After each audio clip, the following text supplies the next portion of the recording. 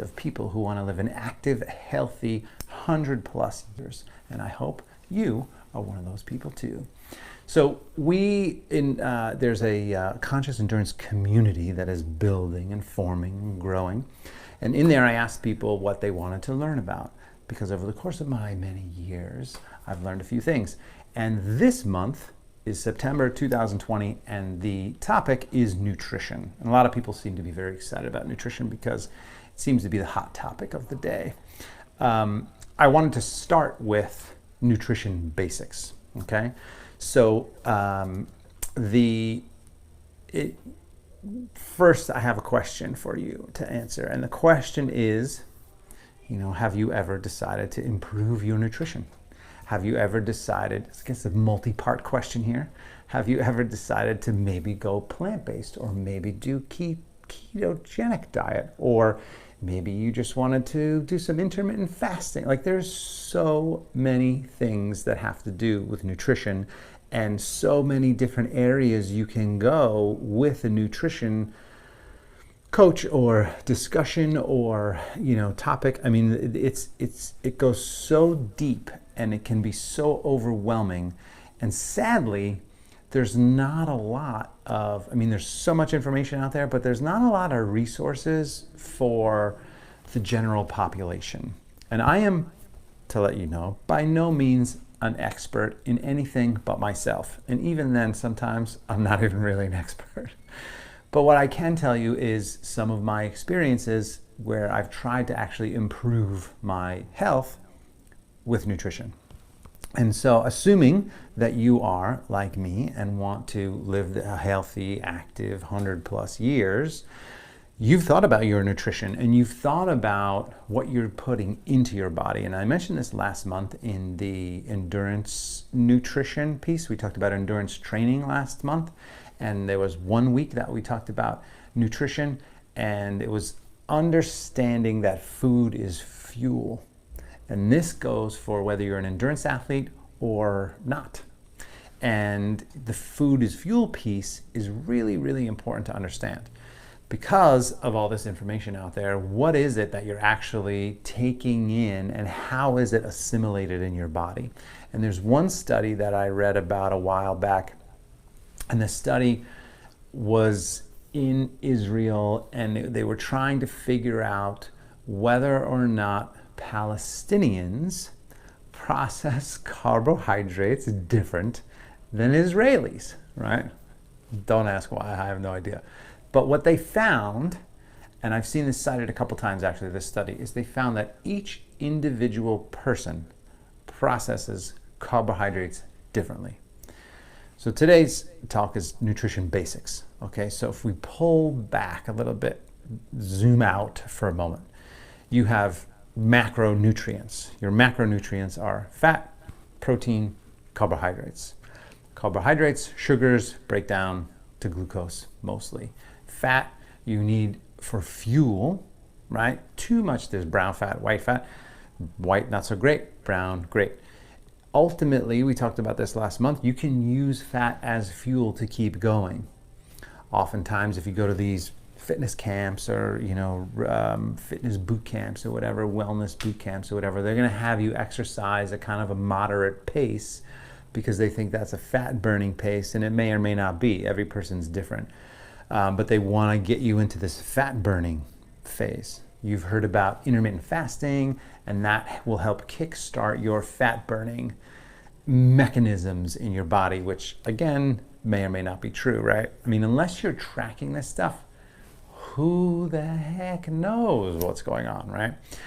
But the protein piece, you need protein. Protein breaks down to amino acids. Amino acids are the building blocks in your body. So whether you're getting sick and your immune system is down, or whether you worked out really hard and you broke down your muscles, they need, or whether you're growing, if you're a youngster and you're growing, I have 2 youngsters at home that are growing, so they need protein. We all need protein to help rebuild our cells and our immunity and our muscles, right? So that's from the macro standpoint. Now, what kind of protein are you getting? What kind of carbohydrates are you getting? What kind of fat are you taking in? So you don't really want to take in fried fat. right? You're better off taking in avocados, seeds, nuts, olive oil, healthy fats, maybe salmon if you're not plant-based and you're willing to eat some fish or clean meats if you want. But the idea is to pull back a moment and to understand that's the big picture, the big picture. So here's another big picture thing. And there's, 3 takeaways I want to leave you with today. And by the way, feel free to eat. I can see a comment here. No white. Hey, Cindy. No white. Right, exactly. And plant-based and aminos every day. But one thing that I want to let you know is you have to know thyself. So the 3 takeaways: know thyself.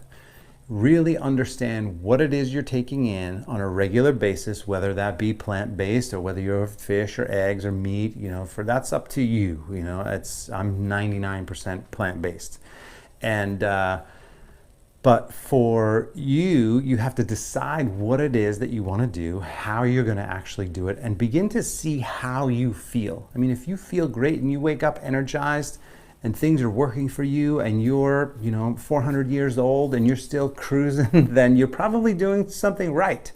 But at the same time, if you're waking up in the middle of the night, or you're feeling lethargic during the day, or you wake up and you're tired, it's time to look at what you're taking in. Are you taking in too much caffeine? A little caffeine is okay. Too much, not so good. Alcohol is actually a depressant, not a stimulant. It might feel good when you start to drink, but then you go down, and then you'll wake up in the middle of the night when your body breaks it down into sugar. So it's not great to sip on a few glasses of wine before bed. So there's a lot of different things, and really, again, it comes down to knowing thyself. Like, just know what it is that you take in and what it is that you are actually doing. That's the first step. The first step is understand what you're taking in. So second step is you have to begin tracking stuff. And there's a million different ways to do this. This is why this topic is so huge and quite complex, but it doesn't need to be so complex. So that's part of my goal, is to just simplify it, to go, okay, I've read this book, talked about all that stuff. I read this book, talked about all this stuff. Now I'm even more confused. And just to sort of dilute it a little bit, not dilute it, but just break it down a little bit to say, okay, look, let's start from scratch and say, you got protein, carbs, fat, right? What are you taking in? How do you feel? And how can you begin to improve that? And unless you understand what you're taking in and how it makes you feel, I'll never forget this great example is orange juice. So orange juice, I used to have a glass of orange juice every morning. But then I started to learn that, there's a lot of sugar in orange juice and it's liquid. So I started just doing a little bit of orange juice. Then when I got all my blood tests, which we'll talk about in a second, I realized I shouldn't be having any liquid sweetened kind of anything, because it's increasing my cholesterol level. And I have a genetic genotype that is ApoE4. Is, again, there's a different, I'll get to this, but that shows me that I should not be processing sugar. I don't process sugar like most people, so I need to have half of what most people have. Anyway, so unless you start tracking this kind of stuff, you're not going to be able to change it, right? Or you're not going to be aware enough to go, maybe it was the chocolate eclair that I had at 9 o'clock at night that made me feel crappy the next morning, right? So that's what you have to first know what it is you're taking in, and then start tracking it. How does it feel? And then start doing some experiments. And one experiment might be intermittent fasting, time-restricted eating. That I love, because if I go 12, 13, 14, 15 hours without food, just water. I know there's some people that say, oh, it's okay to drink coffee. And yes, it is okay to drink black coffee if you're fasting and you're having coffee that is mixed with milk and sugar. It's your body needs to process that sort of stuff. So I just recommend water. So if you can just go water, then that's what I recommend. For again, minimum 12, but if you can go 13, 14, 15 hours, even 16, I know for me, on a regular basis, when I can do that, I feel lean, I feel efficient, I feel energized, and I think that you might too. So that's one thing. You start to track and you go, huh, okay, does that work? Does that work? And here's the other thing too, is there's so much stress in our lives in different forms right now. We're in, it's 2020, beginning of September. In the US, we're still going through this whole pandemic, and there's a lot of stuff, and there's all kinds of political division and civil unrest going on, and so it's stressful for a lot of people from an economic standpoint, from a social standpoint, and political standpoint, and medical standpoint, and it's really intense. So there's layers of stress. Well, are you eating to help you reduce inflammation, or are you fostering that stress more, right? So sugar is a big deal. You want to lower your sugar intake if you can. But again, unless you're aware of this stuff and you're tracking it, you understand really a lot of changes are not necessarily going to help you right away. And the final thing that the final takeaway here is crowding out the bad stuff. And this comes from my wife, directly from my wife, who is amazing, by the way, and if I don't say so myself.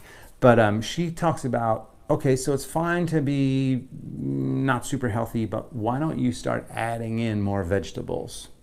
If you're not really if you're a meat and potatoes person, add in more vegetables and see if that'll push out some of the meat maybe and some of the potatoes, right?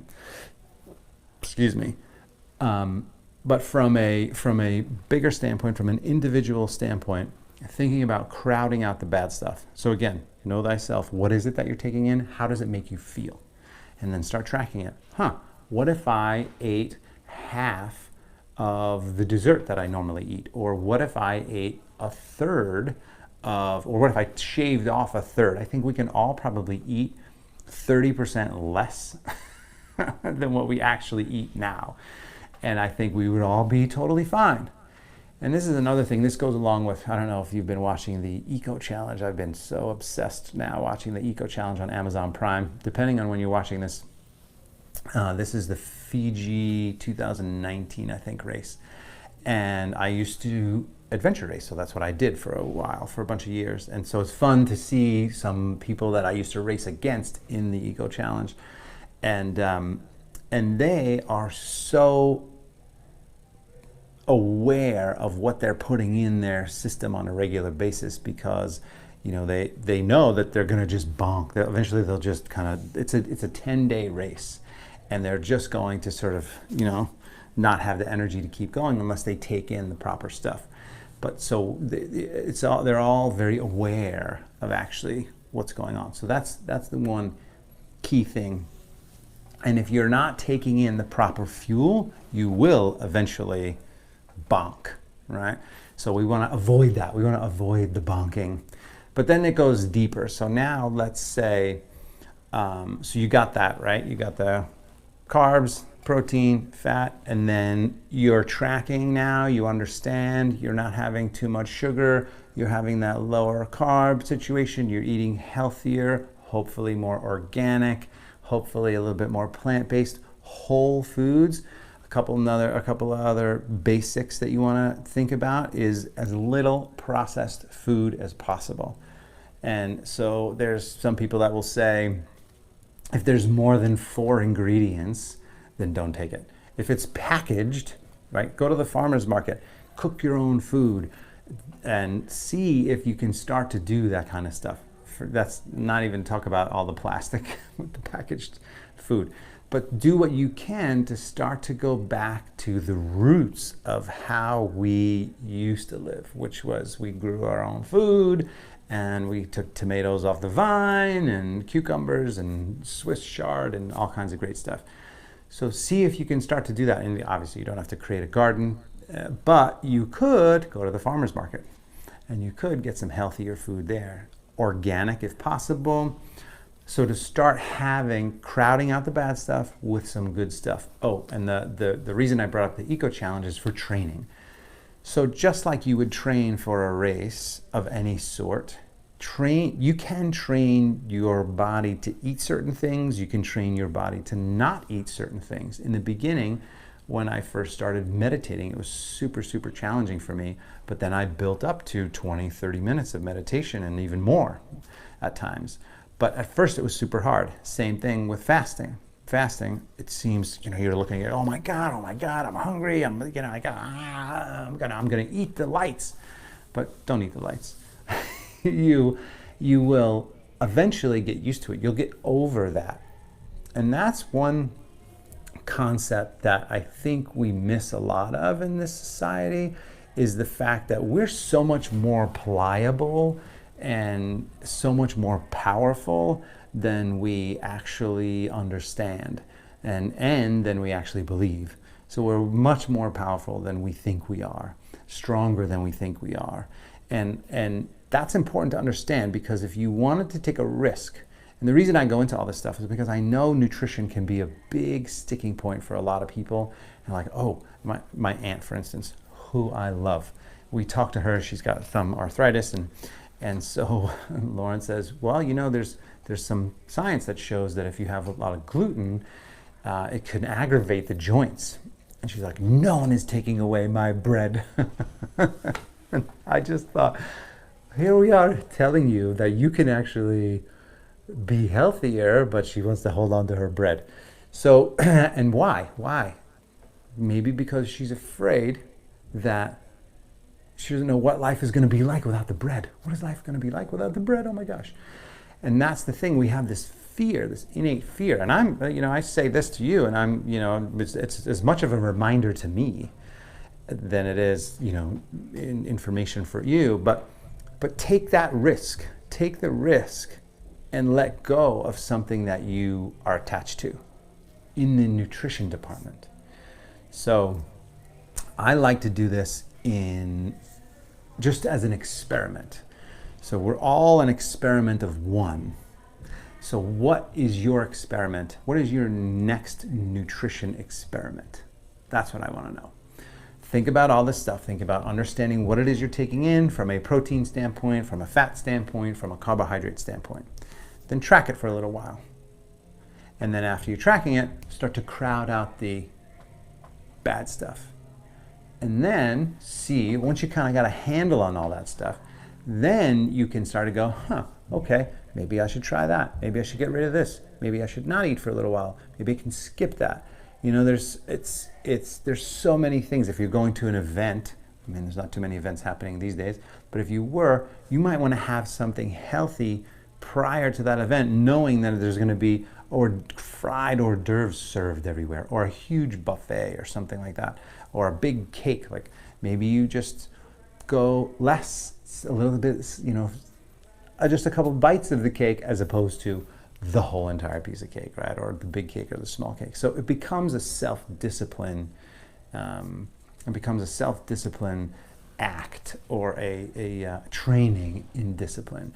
See if you can increase the discipline that you have to do what you want or don't want to do. I think that's the big thing.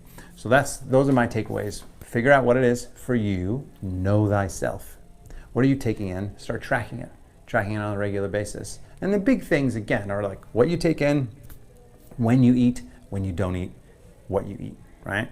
And then start to eat healthier, plant-based. Again, I'm not saying you need to be completely plant-based, but just have more vegetables. More vegetables. There's nothing's gonna happen to you if you eat more vegetables.